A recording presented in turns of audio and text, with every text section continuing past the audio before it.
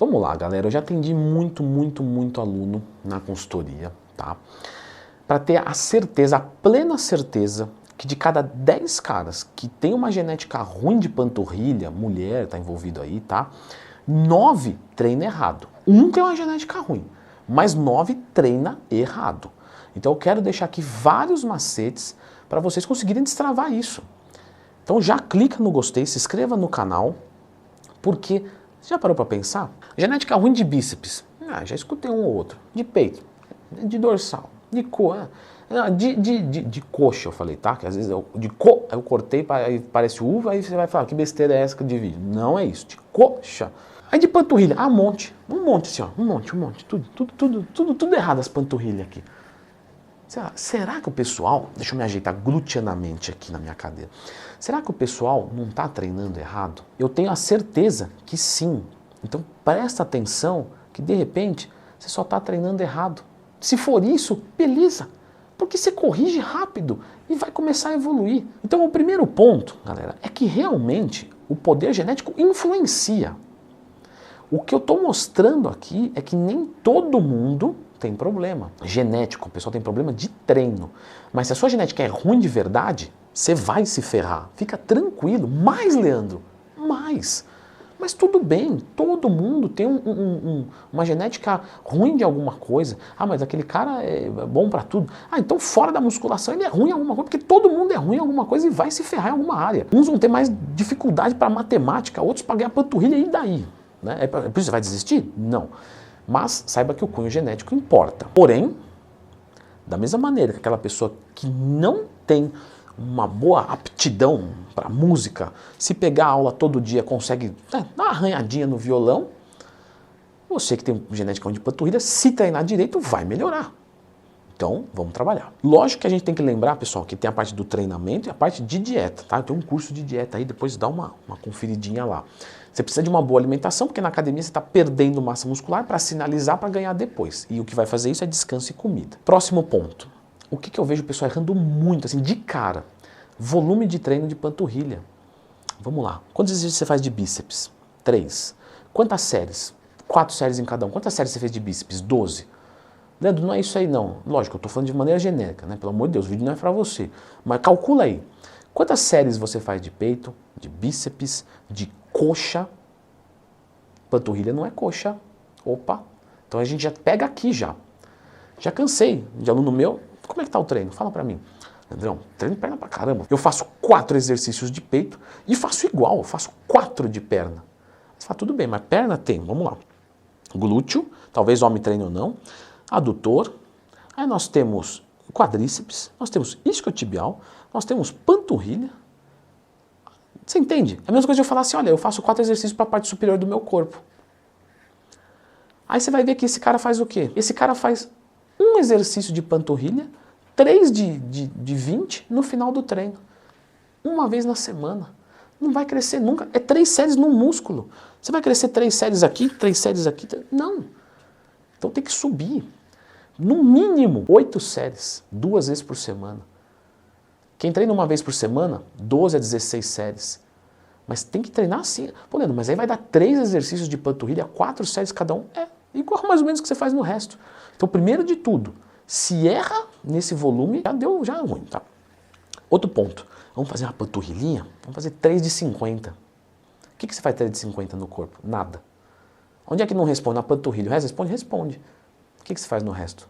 Entre 5, 6 movimentos, até 12, 15? Panturrilha é isso. Ah, não, mas panturrilha falaram que eu tenho que treinar com alta repetição. Quem disse? Aí você vai trabalhar RML, que eu já expliquei aqui no canal qual que é o fundamento, é bom, mas é outro objetivo. Só procurar dentro do IMASTEMA, resistência muscular localizada. Então não, você vai fazer panturrilha entre mais ou menos, 8 a 15 movimentos, todos até a falha. Ah, não, Leandro, achei que era só fazer 15, guarda a barra. Não, você não vai a falha tudo? Vou, ou deveria ir. Então, descer o cacete na panturrilha. Tem que ir até a falha, até mais ou menos 15 repetições. E aí, por fazer mais exercícios, você consegue explorar mais. Por exemplo, vou fazer um sentado, vou fazer um em pé, vou fazer um que eu tenho uma flexão de quadril. Então eu vou variando os estímulos. Vou fazer com os pés girados para fora e girados para dentro. Isso muda alguma coisa? Muda sim. Tem estudo mais recente mostrando que realmente os pés girados para fora, certo? Então eu vou colocar as pontas dos pés aqui, vou abrir, eu vou conseguir trabalhar mais a parte externa, a parte de fora. Quando eu giro para dentro os pés, então eu aproximo os calcanhares, eu trabalho mais a parte de dentro. Isso é científico. Isso quer dizer que necessariamente você precisa explorar esse tipo de angulação? Não. Isso quer dizer que todo mundo pode explorar esse tipo de angulação? Não. Mas um cara que tem muita dificuldade e que não está desenvolvendo, ele pode começar a variar isso. Então ele faz reto, girado para fora e girado para dentro. Ele pode fazer isso, um treino mais girado para fora, um mais girado para dentro, um mais reto. Posso fazer um exercício assim, outro assado. Posso fazer 2 séries dos gêmeos em pé girado para fora, 2 para dentro. Mas ele pode explorar disso. E para você conseguir treinar com intensidade, com vigor, se é a sua dificuldade de verdade, independente de ser genético ou não, se a sua panturrilha está para trás, tem que dar prioridade para ela. Eu gosto de fazer isso muito com meus alunos da consultoria. Panturrilha em primeiro. Por quê? Porque quando o cara faz um treino de coxa muito forte, às vezes ele vai fazer um gêmeos em pé, ele treme, aí ele baixa a carga, não consegue extrair bem. E a dificuldade dele está sendo panturrilha. Então eu coloco panturrilha primeiro e depois coxa. E isso normalmente não estraga o treinamento de coxa. Então faz primeiro panturrilha. De novo, não é uma obrigação, tá, gente? Pelo amor de Deus, estamos discutindo aqui possibilidades. Um outro ponto, quando você vai treinar panturrilha, gente, é um músculo muito forte. Vamos entender isso, é sério. Ele é muito forte. E olha só o teu bíceps, ó. Olha o tanto de amplitude que tem nesse braço. Faz na panturrilha aqui. Você fala, pô, mas a panturrilha é só isso aqui, só. Só isso aqui, bem pouquinho. Olha o braço. Olha a angulação do negócio. O braço vai lá longe. A panturrilha é aqui, ó. O que o pessoal faz? Bem curtinho o movimento, assim, ó. Quase uma isometria. Você vai crescer o quê com isometria? Mas isometria cresce porque eu vi uma pesquisa lá. Meu amigo, eu não estou discutindo resultado, estou discutindo performance. Porque pegar um iniciante e dar um exercício de peito, ele também vai crescer peito. Isso é bom? Não, porque ele pode fazer um monte de exercício, explorar um monte de coisa, um monte de variação. Então a gente não está discutindo resultado. Porque discutir resultado você não precisa de mim. Você vai lá e faz qualquer coisa, vai dar resultado. Agora, estamos discutindo o melhor resultado. Então, isometria para hipertrofia? Não. Quando você vai fazer um exercício de panturrilha, faz ele com o máximo de amplitude. Desce lá embaixo, afunda o calcanhar, vem, sobe lá em cima, sente esmagar e desce de novo. É assim que você treina a panturrilha, com carga, com amplitude, com menos repetição, com mais exercícios. E aí você talvez não vai conseguir uma amplitude grande. Por quê? Principalmente quem tem acima de 1,70 m, 1,80 m, tem uma baixa flexibilidade da cadeia cinética posterior por inteiro. Quem tem mais de 1,80 m normalmente tem, é bem normal. Então, você percebe que essas pessoas não conseguem fazer uma amplitude boa de stiff, de panturrilha. E isso limita o movimento, além de poder causar até lesão.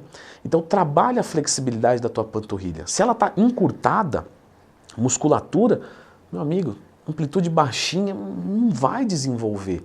Faz séries de alongamento, de flexibilidade. Porque aí, quanto mais amplitude de movimento você tiver, mais você vai conseguir recrutar as fibras dela. E aí você vai conseguir desenvolver.